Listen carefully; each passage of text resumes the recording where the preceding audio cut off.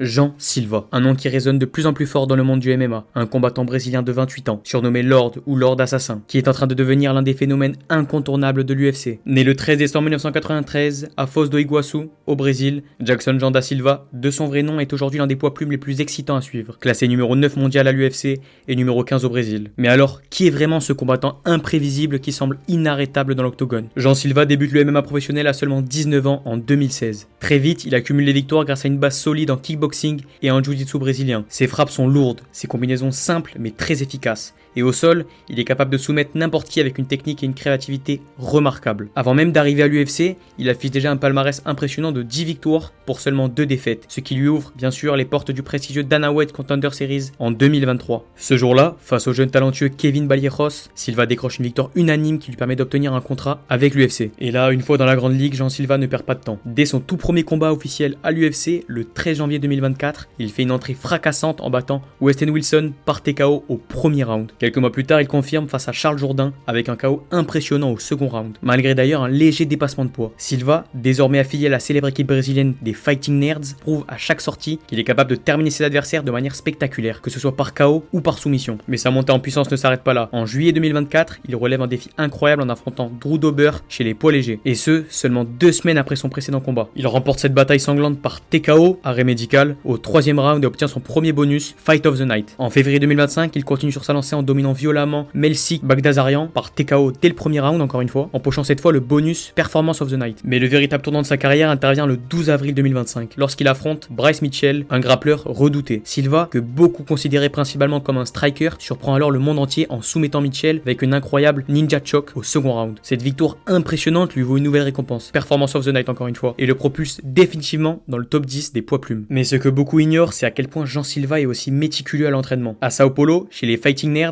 il évolue aux côtés des combattants reconnus pour leur approche scientifique du MMA, comme Mauricio Ruffi ou encore Carlos Pratt. Chaque séance est planifiée avec précision, mélangeant drill technique poussé, séances intensives de sparring et études approfondies des adversaires. Ses coachs louent régulièrement son sérieux et son professionnalisme, affirmant même qu'il est l'un des combattants les plus rigoureux qu'ils aient jamais entraîné. Cette discipline extrême explique sans doute en partie pourquoi Silva est capable de surprendre dans tous les domaines, que ce soit en grappling comme en striking, et pourquoi son évolution technique semble sans limite. Mais ce qui rend Jean Silva si spécial, c'est aussi sa personnalité atypique et imprévisible. Il se décrit d'ailleurs lui-même comme un alter ego, Lord Assassin, une personnalité qui prend le contrôle dans la cage et parfois même en dehors. Soutenu par son épouse Carole, il affirme que cette dernière joue un rôle crucial pour canaliser cet aspect étrange de sa personnalité. Silva est connu pour son comportement souvent déroutant, que ce soit durant les interviews, à la pesée ou même dans ses interactions sociales. Il aboie, grimace, joue avec ses adversaires, provoquant parfois des moments gênants ou incompréhensibles. Mais derrière ce côté énigmatique se cache un combattant terriblement efficace, capable d'imposer sa loi à n'importe quel adversaire. Aujourd'hui, Silva revendique clairement une chance au titre face au champion incontesté, Alexander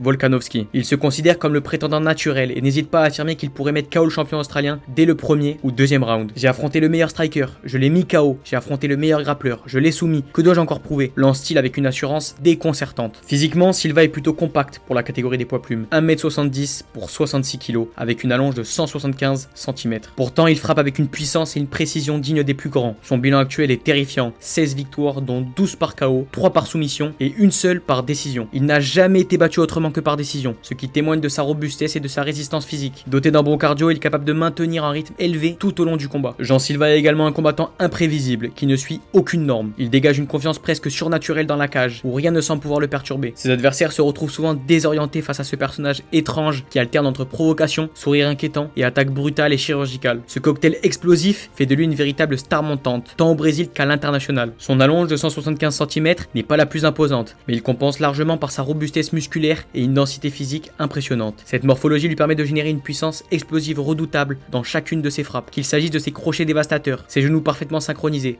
ou encore ses soumissions appliquées avec force. Silva utilise pleinement son physique compact pour neutraliser et dominer ses adversaires. Son centre de gravité bas lui confère une excellente stabilité, particulièrement utile en défense de lutte et en clinch, rendant très difficile pour ses opposants de le déséquilibrer ou de le contrôler. Un véritable tank humain dont la solidité physique complète parfaitement son style agressif et technique. La question désormais est de savoir jusqu'où ira Jean Silva. Va-t-il obtenir ce title shot contre Alexander Volkanovski? Continuera-t-il de surprendre tout le monde par ses performances incroyables? Une chose est sûre, avec lui, l'imprévisible est devenu la norme. En dehors de l'octogone, Jean Silva cultive également une véritable passion pour l'histoire et la philosophie, des centres d'intérêt inhabituels pour un combattant professionnel. Il explique souvent que cette curiosité intellectuelle l'aide à gérer sa concentration et à rester calme sous pression. Lorsqu'il ne s'entraîne pas, il passe son temps libre à lire ou à explorer des sujets complexes qu'il partage parfois avec ses fans sur les réseaux sociaux, créant ainsi une connexion particulière avec son public. Cet équilibre entre une personnalité excentrique dans la cage et une introspection profonde hors compétition le rend encore plus fascinant aux yeux du public, renforçant l'aura mystérieuse qui l'entoure et contribuant à sa popularité grandissante. Et s'il n'était qu'au début de son règne, Jean Silva a déjà retourné la cage à plusieurs reprises